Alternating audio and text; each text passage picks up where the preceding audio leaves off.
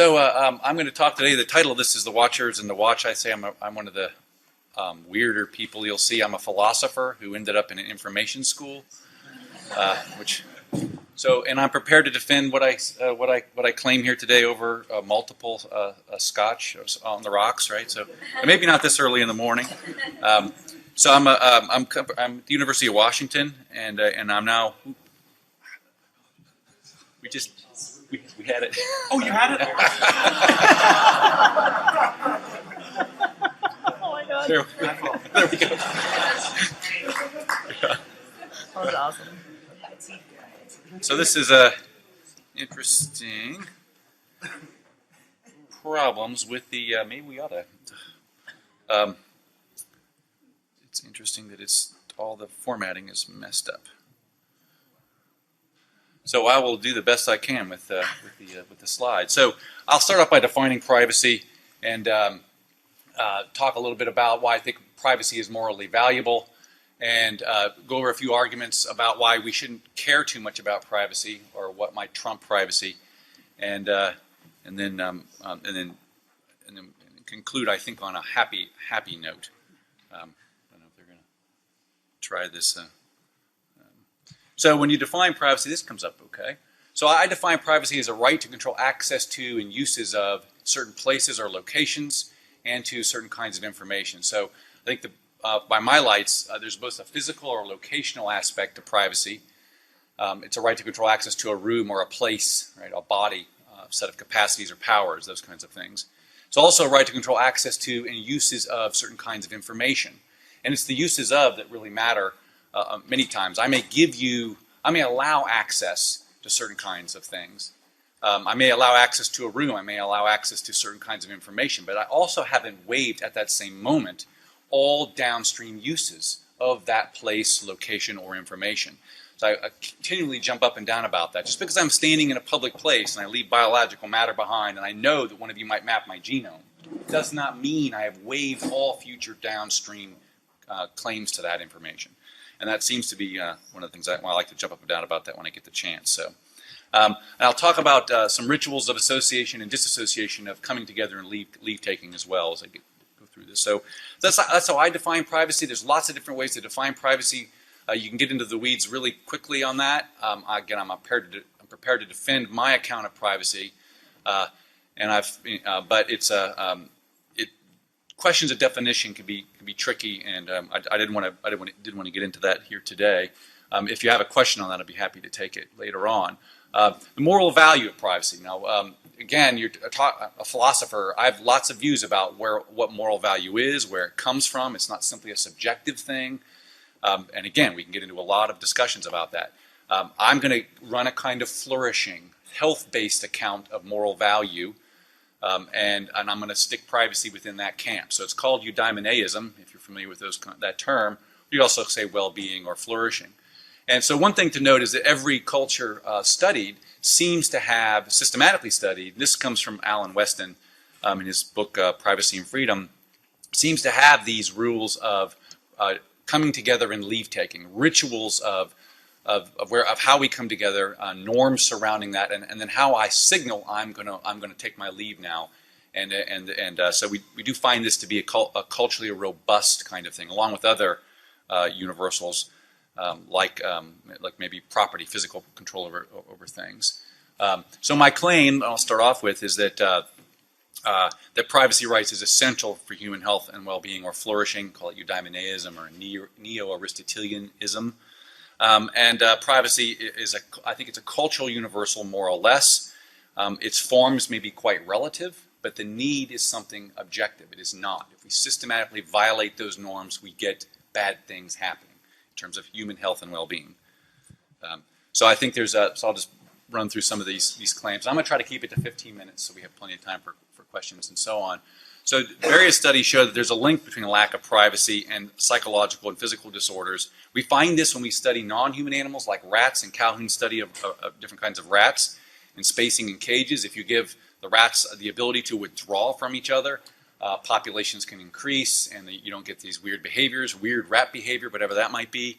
And if you don't let them do that, they do all kinds of crazy things. And I guess in terms of rat behavior. We see the same thing with respect to humans. And when we look at household overcrowding studies, these are studies that started, there's one out of, I think, Thailand, and there's one out of the south side of Chicago. We see the same things. You stick too many people in a house, and they cannot withdraw from each other. The norms that surrounded that culture's ability, with the people within that culture's ability to take leave, you get an uptick in depression and violence and different kinds of problems, and directly related to human health and well-being. You see the same thing in prison populations. On the other side of the coin of isolation, right? We're social animals. We do like the company of our fellows. We also need these times where we take leave from our fellows. And so if you isolate somebody, you get some bad things happening. And if you also stick too many prisoners or too many servicemen or women in a sub, you get the same kinds of uptick in these kinds of behaviors and so on. So that kind of, at least there's a lot of interesting studies that support these kinds of claims. We also get a number of views and studies related to kind of the sociological elements of all of this. So a guy named Peter Schwartz years ago did this really nice article called Philosophy of Privacy, and notes that privacy is group preserving. He's kind of channeling John Stuart Mill in many of these cases, and maintains status divisions that allows for deviation. That's a kind of a Millian kind of idea that allows me to withdraw into a space where I can do something maybe it's not accepted by the majority. And because of that, it sustains certain social establishments. We get these social relationships, whatever kind of social relationship. There are these disassociation rituals that go around, and these will be culturally relative. And you will send cues out to people. Okay, I'm now, I got to go. I'm going to pick the kids up. I'm going to get off the phone, right? And I'm sending cues to my brother, for example, that got to go now. I'm sending a signal out, and the norm of leave taking is in play here. And some people may recognize that norm, and some people may not. But to the extent different cultures have different norms there.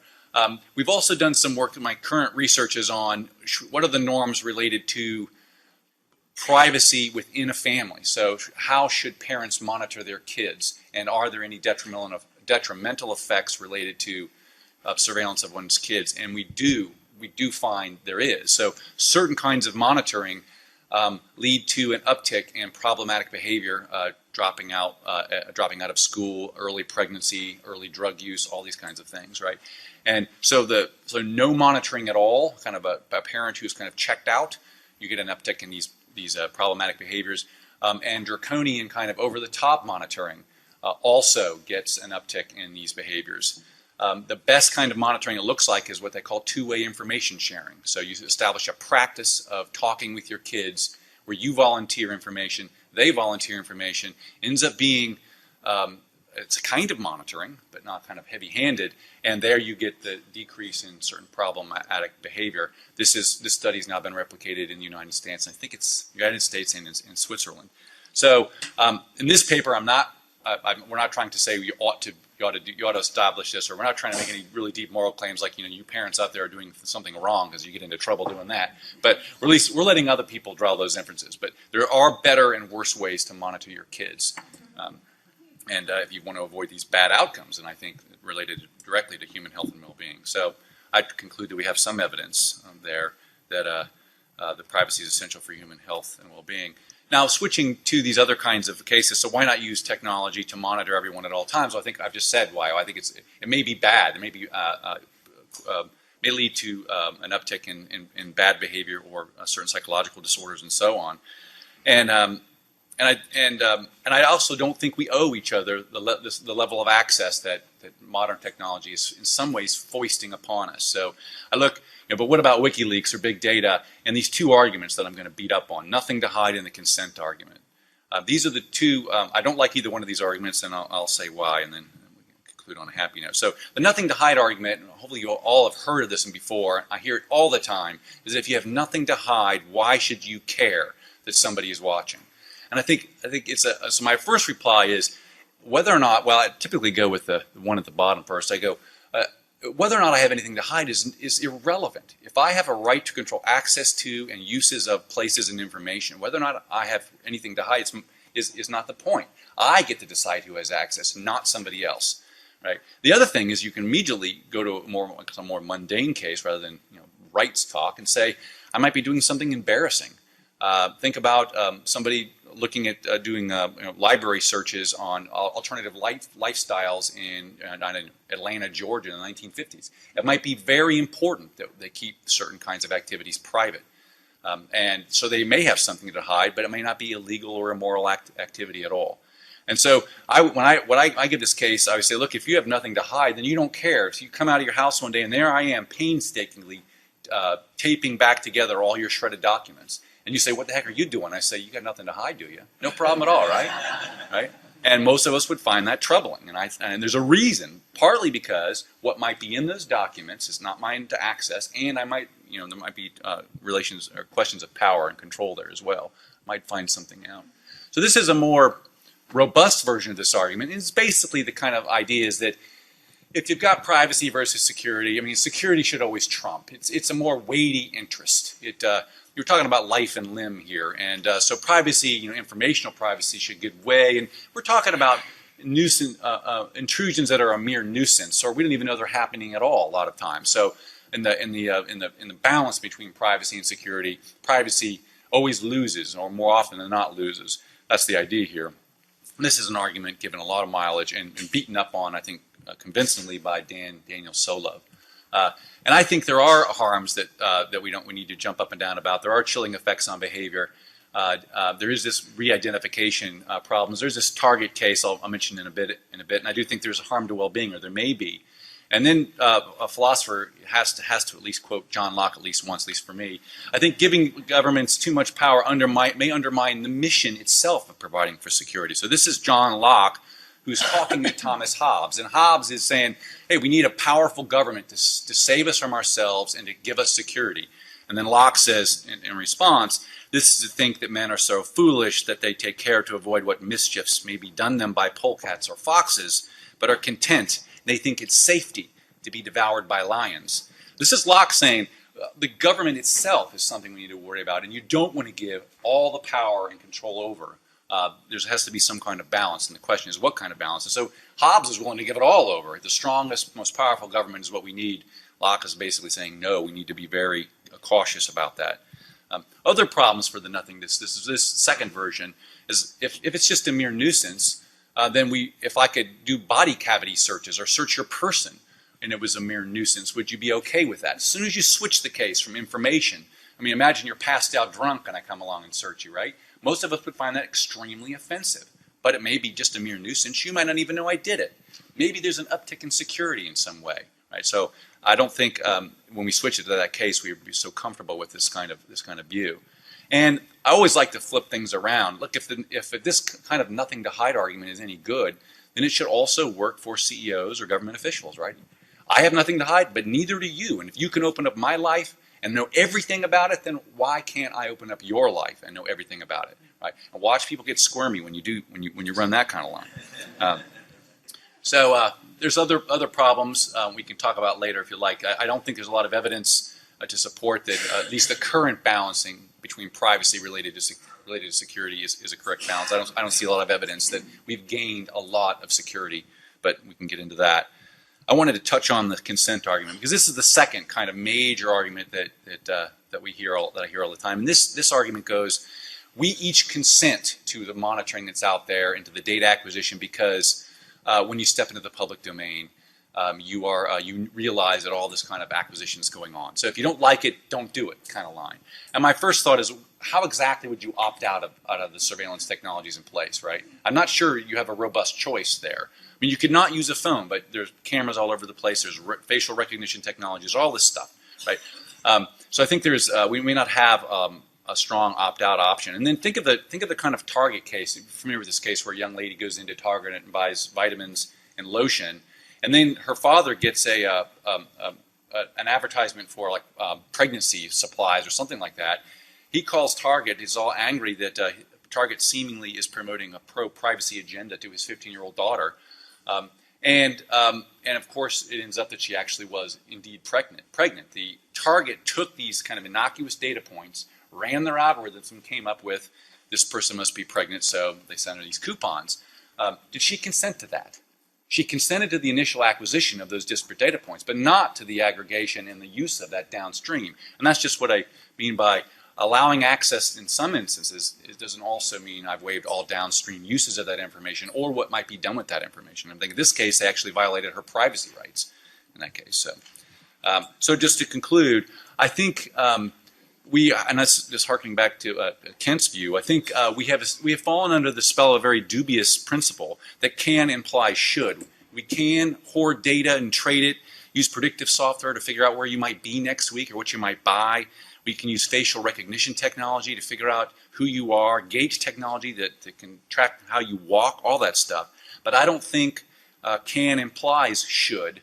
And it's a very questionable, it's not a very good, it's kind of a crazy moral principle. What to say that because I can do something means I should do it. Think about that. I think on grounds of privacy, we simply don't owe each other this level of access. And to end on a bit of an uptick here, because I think there's a lot of negative stuff here. I do think I teach in an information school, and a lot of my students are worried about how we mask privacy. And so one way to get at this idea is that when you trace the history of privacy, you see that basically, more often than not, we like it and we buy it when we have the means. So if you give me a lot of money, I have a butler, I get fences and a large yard and all that stuff. I end up buying more and more privacy, and that's exactly I think what's going to go on now. So we have data scramblers people who write code, little algorithms that get into databases that scramble the data. We got GPS misinformation apps. My students are writing those. We have whatever you think of Tor or Bitcoin. There's another way to be anonymous. Think of an anti-monitoring suit that I simply zip up and I put on, and you just know maybe I can project, Brad Pitt or something, right? You think you don't know who I am, but I am talking and my voice is masked, right? We're not. I mean, that's futuristic, but would I buy that? Yes, I would. And suppose it also encrypted everything that came out of this unit, right? All my email, all my phones, all encrypted upon layer and layer, whatever, right? I would buy that, and many of us would. So I think there is some. The forces of pro-privacy forces are on the move here, and so I'll end with that upbeat note. So thanks.